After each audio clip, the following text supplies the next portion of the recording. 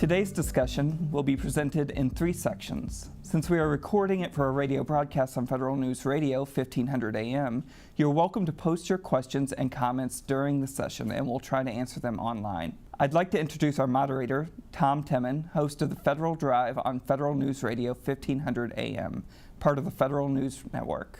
Welcome and thanks for joining us. My guests today are Nick Megna, Unit Chief of the Biometrics Center of Excellence Program at the FBI. Patrick Rother is Computer Scientist at the National Institute of Standards and Technology. Arun Vemery is Director of Biometrics and Identity Technology Center at the Department of Homeland Security, Science and Technology Directorate. And Matt Pruitt is Chief Federal Solutions Architect at NEC Corporation of America. Gentlemen, it's good to have you here today.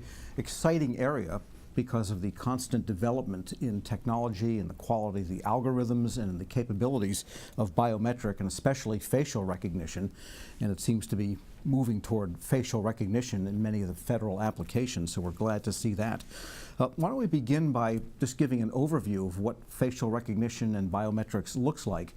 And if you're an operational agency like FBI, give us a sense of what your plans and strategies are, and then some of the standard setting and research ends of the agencies. We'll get that view, and then we'll get the industry view. So Nick, you go first.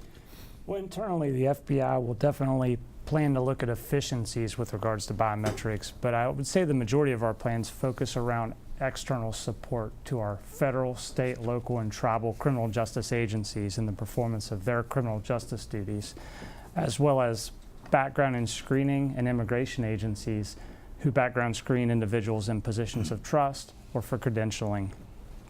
With regards to the criminal justice arena, we continue to support latent fingerprint search capabilities at the national level. That's the ability for a federal, state, or local agency to scan in or encode a fingerprint image recovered from a serious crime scene and search that against a national system in order to receive a candidate list and perform subsequent comparisons by latent examiners. We also offer investigative facial recognition capabilities, and that's also a candidate list that goes back to a trained face examiner that would be working through an investigative photo that they're comparing to mugshots. With regards to palm print search capabilities, we can also offer a national search for that. Those are often recovered from crime scenes. From the background screening perspective, the non-criminal justice agencies leverage 10-print fingerprint searches to access criminal history information and perform fitness determinations to determine suitability when authorized for positions like school teachers or bus drivers. With regards to Or coaches. I've been through that 25 times myself. Absolutely. So the FBI will continue to perform research, tests, and evaluations in these areas to make sure that our capabilities remain state-of-the-art and we comply with national standards. One area that we've developed within the FBI is the Biometrics Center of Excellence program, and that program holds a responsibility for research, tests, and evaluation. Although it's made up of several FBI entities across the Bureau, it's really headquartered out of Clarksburg, West Virginia by the program's Research and Standards Unit. And the true power of that unit is their collaboration with federal, state, and local agencies, an interagency agreement they hold with the National Institute of Standards and Technology, and a cooperative agreement with West Virginia University that serves as the conduit into academia to make sure we can have access to some of the best researchers in the world. And just getting back to that idea of investigative facial recognition where people compare photos to mugshots, that is photos captured, say, at crime scenes or by video surveillance, for example. And is that comparison done by people or is it done by algorithms? That's an excellent question.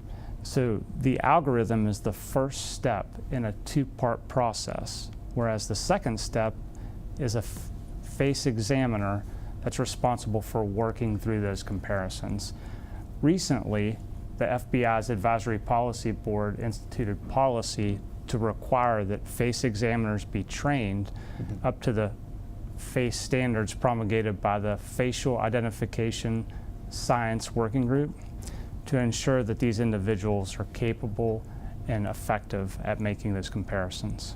So in other words, you're not quite there to the point where the algorithm is absolutely reliable or acceptable maybe in a court of law for for verification? Right, we would never rely solely on the algorithm. We always have an individual in that process, whether it be the FBI staff doing it for FBI purposes or our federal, state, or local partners doing it for their criminal justice purposes. But would it also be fair to say that as the algorithms develop, that can be fed back to help train people that look at faces from a visual standpoint to know where to look maybe more accurately to say, yeah, that really is Joe Schmo? Absolutely, and we're dedicating resources to focus on the new technologies. That's one area that we are seeing rapidly evolving with the algorithms, and we actually partner very closely with the National Institute of Standards and Technology on their latest facial challenge, where they're going out and documenting the state of the art so we can compare where the accuracy has moved to in the past few years. Okay, so that's a good entree into Patrick Rother of NIST and the scientist doing all of this work. What is going on? What's advancing in facial recognition? So there's been something of a revolution in face recognition in the last few years with a whole set of algorithms coming online based on neural network technology that's really quite new. And the industrial commercial competitors in the field have adopted those technologies and integrated them into their product lines. And that acceptance of the technology is quite broad, and the benefits that we've measured at NIST is large accuracy gains over what we measured when we did this back in 2013, 2014. So the error rates today on mugshot data are about a factor of 20, up to a factor of 20, lower than what they were 4 years ago. So this is a revolution rather than an evolution of the technology.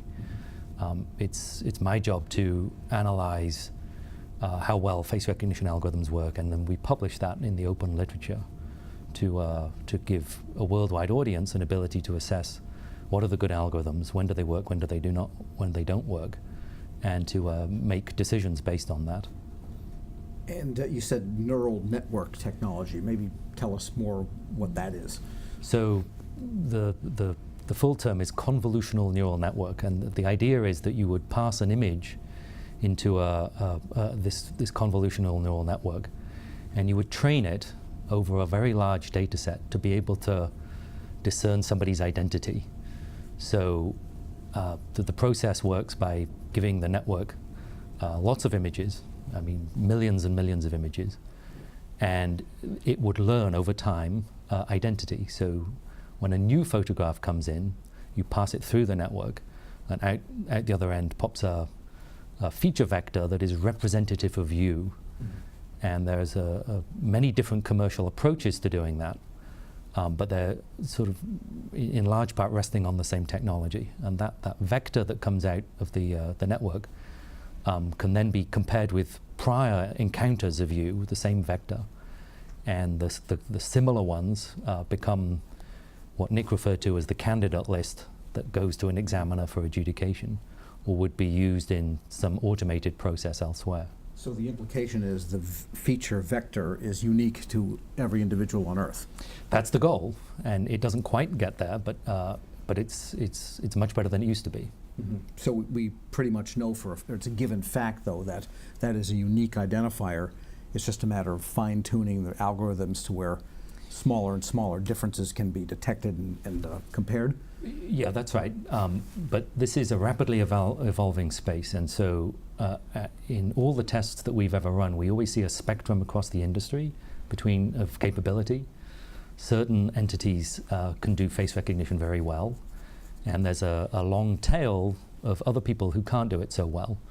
So there's always a sort of a buyer beware aspect to this, that the organization involved in face recognition should know their algorithm and make sensible procurement decisions. Okay. Where do the differences sometimes lie? I mean, is one better detecting the difference between the eyes and the nose, and the other one between the nose and the chin, or is it? It's never quite that simple. How the algorithms operate, especially with these new neural network technologies, is not quite known, and so these are proprietary. Fully black box proprietary and okay. high-end intellectual property. This is not a commodity kind of item. And different algorithms have got different sensitivities to sort of poor quality images. Some algorithms wouldn't work in low light. Some algorithms might not work at non-frontal, off-angle images. But you have to test it to know that. Okay, so that NIST is kind of the clearinghouse for all of this and tries to... Yeah. And our mission is to support commerce through sort of efficient publication of data to support standardization and support measurement by other people as well.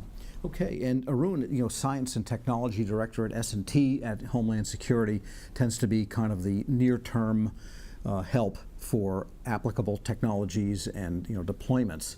What is going on? We know about CBP and global entry and the addition of biometric or facial recognition to that program. What's going on? Great question. So to Patrick's point and actually to Nick's point earlier, we're seeing a tremendous amount of change in biometric technologies in general.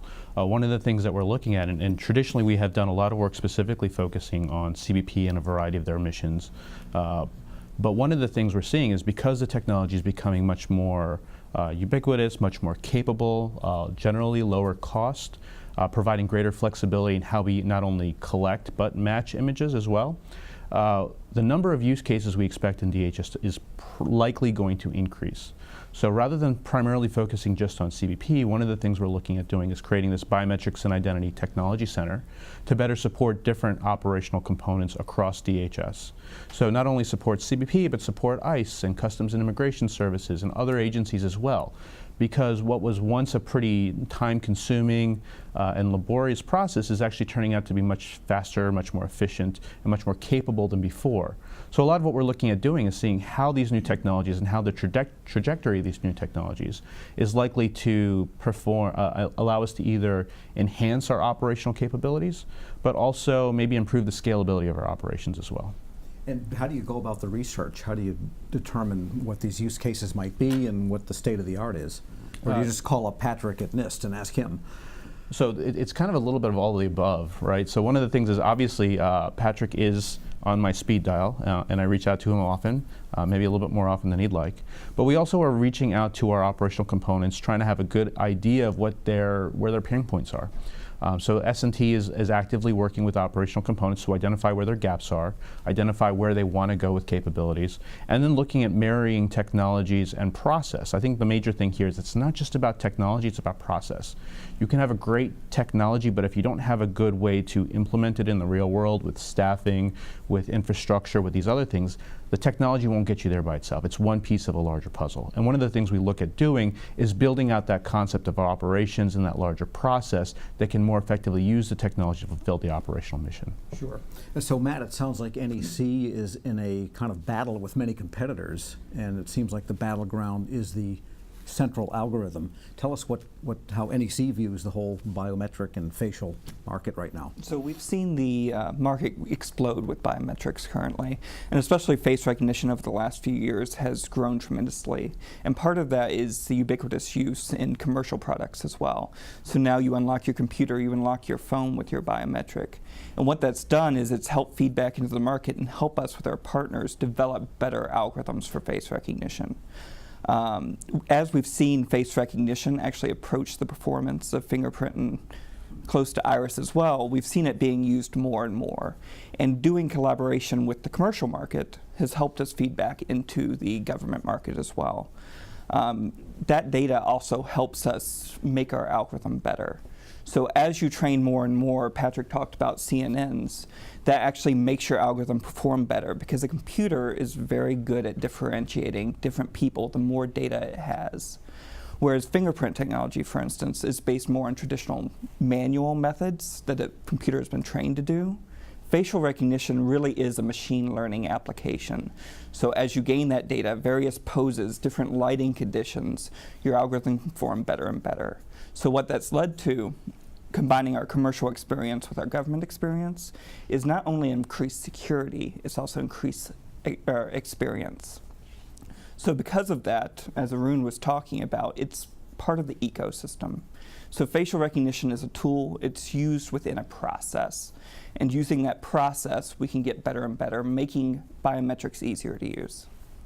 Okay, so yeah, so when you mentioned machine learning application, the implication is, I guess, that at some point it will surpass fingerprints and iris, because a fingerprint has to be like that, whereas a face can be in any one of a myriad of situations. So there's more ultimate flexibility if you can get the accuracy in all of those situations. Right, this comes back to security and convenience. Fingerprints are very accurate, iris is also very accurate, but it requires a lot of cooperation from the subject usually. They have to place their fingers down, they have to look directly in an iris camera. But face can be taken in various different poses. Faces in the wild can be taken from the side, from the front, and depending on the quality of algorithm you get, you can still perform facial recognition without too much cooperation. So as you can imagine on the aviation side, as we roll out more and more programs that use face recognition to board your plane, to enter the country, it means it's a lot easier for the passenger while still giving that level of security and assurance you need for the government. Interesting. Okay, we're going to pause on that note. Fascinating technology. This panel discussion is using facial recognition to secure the homeland and enhance customer experience. Sponsored by NEC on Federal News Radio 1500 AM, part of the Federal News Network.